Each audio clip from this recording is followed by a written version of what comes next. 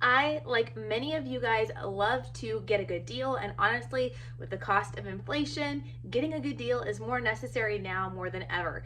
Used curriculum can be a great way to make homeschooling affordable for you and your family, but these are common pitfalls that I see people falling into every single day. And my hope is that by sharing some tips and tricks on the best way to buy used curriculum, you will not become frustrated, fall prey to scammers, or honestly end up spending more money in the long run. So let's get started.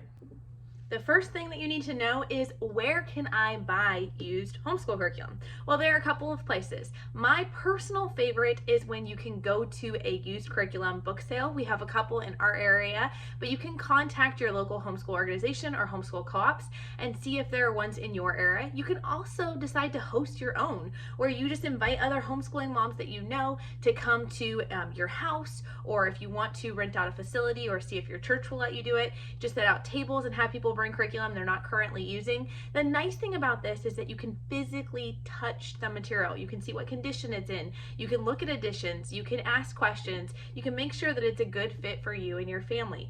So finding those resources is amazing. The second place that you can find used curriculum is Facebook. There are lots of great Facebook groups. I'm going to drop a few of my favorite down below. You can find local ones in your area, but you can also find ones for the US in general that you can check out. This is also true for eBay. eBay is another great place to get used curriculum. The fourth and final place that I'm going to talk about here today to get used curriculum is to look at thrift books. Thrift books does actually sell quite a few curriculums. You can get them used in gently used or like new condition. So another great place to check. But regardless of where you decide to buy online, you do need to keep a few factors in mind. And one is looking at reviews, accountability, looking at the reputation of that individual. On Facebook and on eBay, you will see that you actually have the opportunity to look at reviews from that person, or even on Facebook, scrolling through someone's profile can actually give you some information about them. Does this appear to be a scam account? Does this person seem to be legitimate? Do you have mutual friends in common, or are they even parts of other homeschool groups?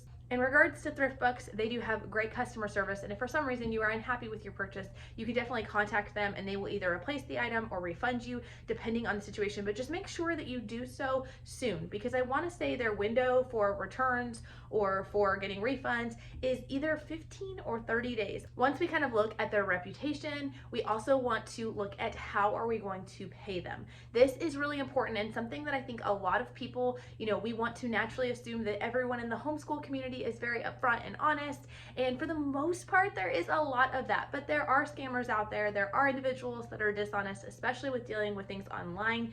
So I would highly recommend using PayPal to pay for your purchases and not using the friends and family button with that, because that takes away, yes, a few fees, just pennies on the dollars, guys, but it also takes away any kind of buyer protection. So if that person on Facebook is going to send you some product and it never arrives, and you contact them and they just ghost you, then you're just out that money. And curriculum, even when buying used, can be kind of expensive. So be sure to use PayPal's program and to pay for it as a regular business transaction. They will go to bat for you to get your product or to get your money. And a lot of times, if it ends up being a longer drawn out process, they will refund your money first while they kind of deal with trying to get it back from the seller. Okay, so now we know where to buy curriculum. We know what to look for when it comes to the seller and how to make sure we protect our purchases. But what do we need to know about buying the curriculum itself? Well, the first thing that you must know, you have to know how much this curriculum costs brand new. And hear me out, what is included or what is needed for the curriculum to work. I cannot tell you how many times I see people thinking they're getting a great deal because they purchased this curriculum and then they find out that it was actually only a $5 difference between buying it new, and this one's not in as good of shape. Or where I find people who purchase curriculum sets because the seller was saying this is the full set, everything you need. They didn't notice that there were some pivotal pieces that were missing that cannot be purchased individually. This is a big deal and a big frustration for a lot of people. So just make sure that you're aware, what does it cost new, and what are the pieces that are needed? What is every little element that should be a part of that curriculum? And ask those questions up front. Speaking of buying new, I do want to say that you should factor into whether it's best to buy new or used by looking at what does the company offer. For instance, IEW offers a full lifetime guarantee, which means if you purchase something and you don't end up using using it this year and you end up using it 2 years from now and you don't particularly care for it, they will fully refund you if you purchased through them.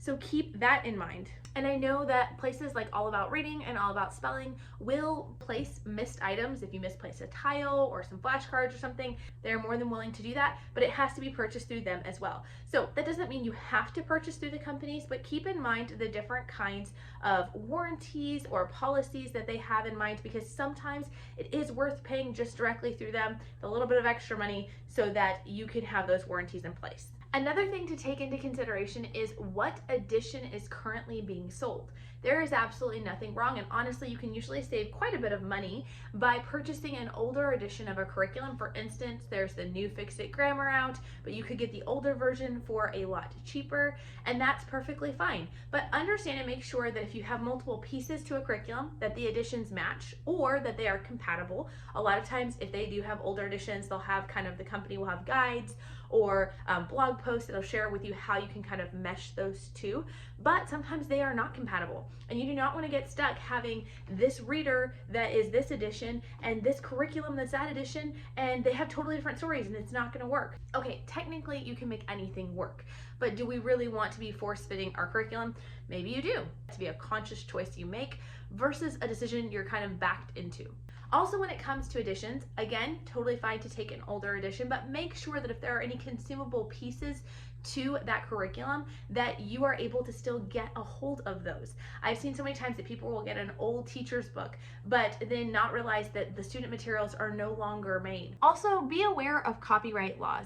We want to make sure that we are not buying or selling any kind of digital curriculum, as most digital curriculums do have in their copyright notice that they are not transferable. Digital curriculum can be a fantastic way to save money because you can purchase it once and use it for multiple kids, but you do have to understand it is not to be resold, and we always want to be respectful of those copyright laws. There is nothing wrong with buying used curriculum, and it can really help you stay on budget, be able to get what you need for your child, and to help recycle and reuse material that would no longer be used. But in all of this, we do want to be respectful of these companies that have put out these amazing curriculums.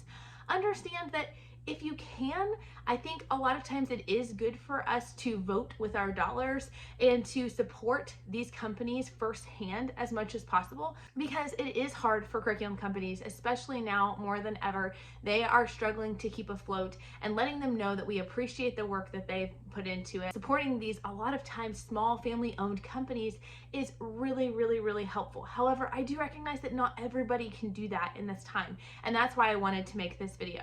I hope this has been helpful to you, and if you're looking for more affordable resources, here's a video I did recently on 3 of my favorite places to find affordable homeschool resources that I hope can help you out as well. Talk to you guys later. Bye.